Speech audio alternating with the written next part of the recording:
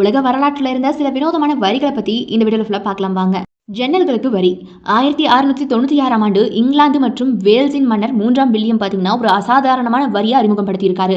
இந்த அறிவிப்பு ஜன்னல்களுக்கு வரி விதிச்சிருக்கு. மக்கள் தங்களுடைய வீடுகளில் இருக்கக்கூடிய ஜன்னல்களுடைய எண்ணிக்கையின் அடிப்படையில் வரி செலுத்தணுமா? ஏன் அப்படின்னா அரசருடைய கருவூலம் காலியாக இருந்திருக்கு அந்த நேரத்தில்.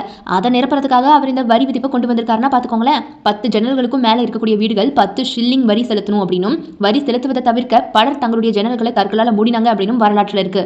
இந்த வரி கிட்டத்தட்ட 156 ஆண்டுகள் நீடிச்சிருக்கு. தாடிக்கு வரி போட்டிருக்காங்கன்னா பார்த்துக்கோங்களேன். 1535ஆம் ஆண்டுல இங்கிலாந்தின் 8ஆம் ஹென்றி மன்னர் பார்த்தீங்கன்னா தாடிக்கான வரியை அறிமுகப்படுத்தியிருக்காரு.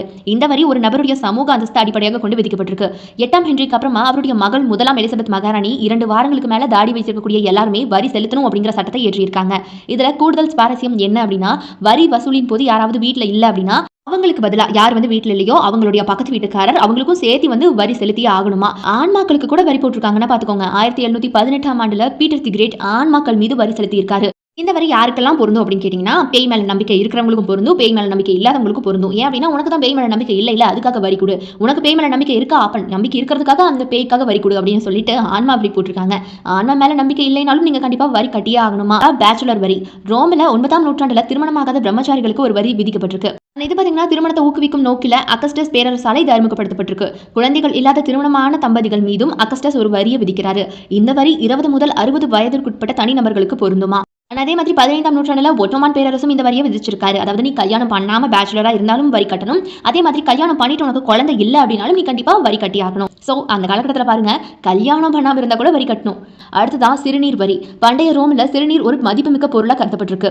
சிறுநீர்ல அமோனியா அதிகம் இருந்ததால துணி துவைப்பதற்கும் பல்களை அந்த துளக்கிறோம் இல்லையா அந்த பற்களை சுத்தம் செய்வதற்கும் கூட பயன்படுத்தப்பட்டிருக்கு.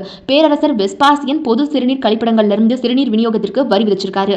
அவருடைய மகன் டைட்டஸ் இந்த கொள்கையை கேள்வி எழுப்பிய போது வெஸ்பாசியன் தன்னுடைய மூக்குல ஒரு நாணயத்தை வச்சு பணம் ஒன்றும் நாத்தம் அடிக்காது, அதனால இந்த சிறுநீர் வரி நான் கண்டிப்பா வச்சிருப்பேன் அப்படின்னு சொல்லியிருக்காரு. ஸோ எவ்வளவு வித்தியாசமான மன்னர்னு பார்த்துக்கோங்களேன். அடுத்ததா உப்பு வரி. 14ஆம் நூற்றாண்டுல பிரான்ஸ் உப்புக்கு வரி விதிச்சிருக்கு. இது பரவலாக எதிர்க்கப்பட்டுச்சு இந்த வரி. அதுபோக பிரெஞ்சு புரட்சியில முக்கிய பங்கு வகிச்சிருக்கு இந்த வரி. இந்த வரி 2ஆம் உலக போருக்கு அப்புறமா 1945 ரத்து செய்யப்படும் வரை தொடர்ந்து நடந்திருக்கு. அதே மாதிரி ஆங்கிலேயர்கள் இந்தியாவில் உப்பு வரியை விதிச்சிருக்காங்க. பிரிட்டிஷ் கிழக்கிந்திய நிறுவனம் முதல்ல 1759 உப்புக்கு வரி விதிச்சது. அதுபோக அது 1930 மகாத்மா காந்தியுடைய உப்பு சத்தியாகிரகம் வரைக்கும் நடைமுறையில் இருந்திருக்கு.